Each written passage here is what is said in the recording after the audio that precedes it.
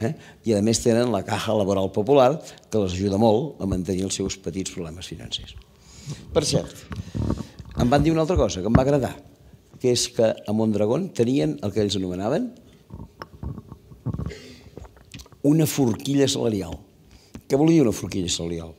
Doncs que entre el sou més baix i el sou més alt de l'empresa s'havia establert una proporció de 1 a 3 o de 3 a 1, com prefereixin. Director general, 300.000 pessetes al mes. Últim treballador, 100.000 pessetes al mes. Em va semblar bé, perquè habitualment parlem del salari mínim i mai parlem del salari màxim. Vaig pensar, doncs això no estaria malament. Bé, ara fa un parell d'anys, per casualitat, vaig trobar-me a Barcelona amb un xicot i parlant amb ell va resultar ser treballador de Mondragón. Li vaig dir, escolta, fa més de 20 anys us vaig venir a veure i em vareu parlar de la forquilla salarial de 3 a 1. Encara ho manteniu? Home, diu, la forquilla sí, diu, però el 3 a 1 no, perquè hem passat de 9 a 1. Home, dic de 9 a 1, què vols que et digui? Cooperatiu no ho trobo gaire. I em vaig entristir, però em vaig entristir relativament, perquè just per aquells dies havia fet figa la més gran companyia de cotxes del món, que com vostès saben es diu General Motors. Vaig llegir un informe sobre General Motors i vaig poder veure que General Motors també tenien forquilla salarial. Però no anava de 1 a 3 ni tampoc anava de 1 a 9. Anava exactament de 1 a 750. I perquè vostès quedin tranquils, jo a Espanya no conec cap empresa que vagi de 1 a 750, però en conec una que va de 1 a 600 i es diu Banco de Bilbao Vizcaya Argentaria. Així estan les coses. Per cert, un dia vaig dir jo, que ara estic dient aquí vostès en una conferència, i l'endemà m'ha escrit un xicot i em va dir, escolta, jo soc treballador de Mondragón, t'has equivocat. Sí que és veritat que vàrem passar de 1 a 3 o a 9, però ara amb la crisi ja hem tornat a 1 a 6 i el projecte és d'aquí un parell d'anys de tornar de 1 a 3. Dic, bueno, alguna cosa pot funcionar. I encara, si em permeten, un petit detall al marge, però que m'agrada explicar-lo. Quan va fer figa General Motors, el govern americà es va preguntar si calia o no calia salvar aquesta empresa. Vostès ja saben que el govern americà és poc partidari d'ajudar les empreses. Però els hi va semblar tan emblemàtica General Motors que van dir que aquesta s'havia de salvar per força. I van col·locar 50.000 milions de dòlars per salvar General Motors, que és la mateixa quantitat que es necessita per erradicar la fam en el món durant un any. Un cop van tenir salvada General Motors, el govern americà va dir, jo no me la quedo aquesta empresa, jo no vull tenir empreses públiques. La segueixo deixant com estava, però això sí, perquè no tornin a caure amb el mateix defecte d'abans, posarem una empresa d'aquestes que als americans els agrada tant, una empresa de management que dirigeixi una mica General Motors. I aleshores van posar com a empresa de management una que vostès no coneixen però que sí coneixen. És una empresa nord-americana que es diu Carlyle. El nom de Carlyle no els hi diu res, fins al dia que van a fer la seva revisió anual d'ITV i aleshores els revisa una empresa que es diu A+, que potser més d'una l'hagi revisat. Doncs bé, funciona per aquí, a les comarques gironines, A+, no? Una empresa que revisa el cotxe que es diu A+. Bé, doncs A+ és Carlyle. I com que soc de fena de mena, vaig voler saber qui es trobava darrere de Carlyle o darrere de A+. Em vaig llegir la llista d'accionistes i vaig veure que hi havia dues famílies d'accionistes ben destacades. Una es deia família Bush i l'altra es deia família Bin Laden, exactament. Així estan les coses. Sàpiguen, per tant, que si paguen els 42 euros que costa la ITV, alguns centimets van a parar a la butxaca d'en Bush i uns quants centimets més van a parar a la butxaca dels Bin Laden. Així estan les coses. Molt bé. I última cosa que els volia explicar, perquè el temps està passant massa. Jo no sé com sortirem d'aquesta crisi. Si ens sortirem més d'hora, si ens sortirem més tard.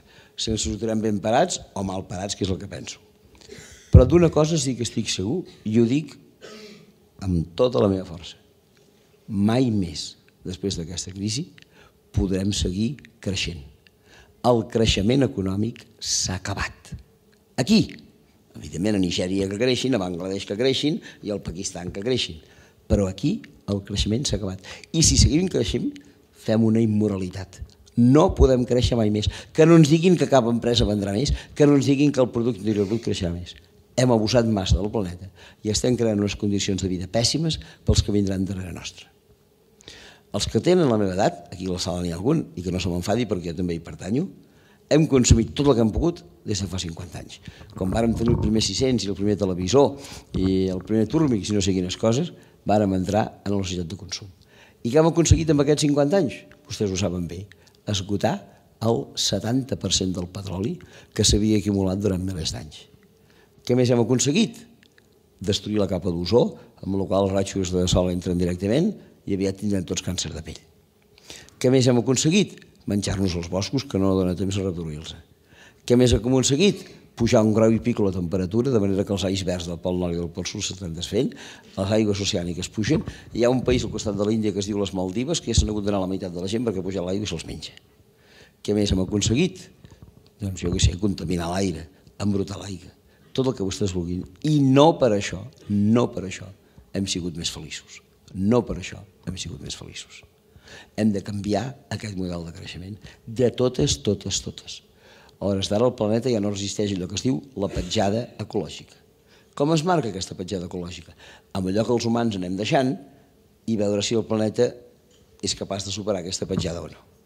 Fins 1986, tot allò que els humans destruïen del planeta, el planeta tenia temps de recuperar-ho l'any següent.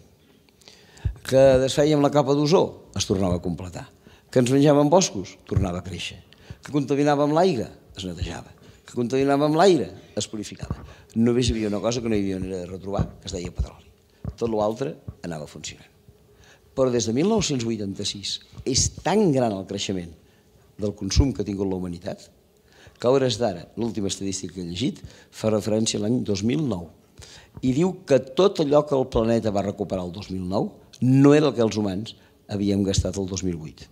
Era el que els humans havíem gastat de l'1 de gener al 23 de setembre del 2008.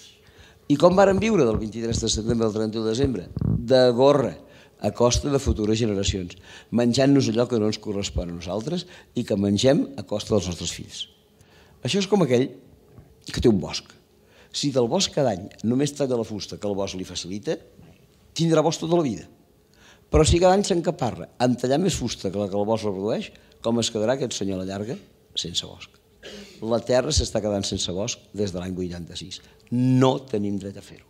I atenció, encara sort que els que consumim són pocs, perquè, com vostès saben, en aquest planeta vivim 7.000 milions de persones, de les quals 1.000 vivim i consumim tot el que ens dona la gana. I els altres 6.000 estan amb un pam de nas a veure-les venir i amb ganes de consumir com nosaltres, com es demostra en el cas xinès, per exemple. L'altre dia vaig llegir un article esfereïdor. Si tothom qui viu en aquest planeta volgués consumir la mateixa fusta, la mateixa energia, la mateixa aigua, els mateixos minerals que estem consumint els 1.000 milions de privilegiats, aquest planeta no recuperaria de l'1 de gener al 23 de setembre. Es recuperaria de l'1 de gener al 7 d'abril de cada any. Dit d'una altra manera, una cosa que ha estat publicada infinites vegades.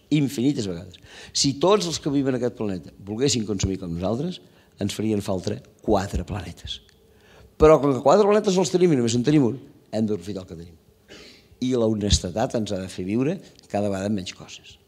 Què vol dir menys coses? Doncs no comprar un tercer cotxe si ja en tenim 2, no comprar un quart ordinador si ja en tenim 3, no anar-nos a Londres un cap de setmana, encara que ens costi 20 euros aquest Ryanair, perquè no ens costa 20 euros. Ens costa 20 euros més tot el que li gasta el govern subvencionar Ryanair, més tota la porqueria que deixa els de Ryanair que se'n van a Londres. Lamento perquè, esclar, l'aeroport de Girona funciona així. Però, de totes maneres, tinc la impressió que això no podem continuar fent-ho de cap manera.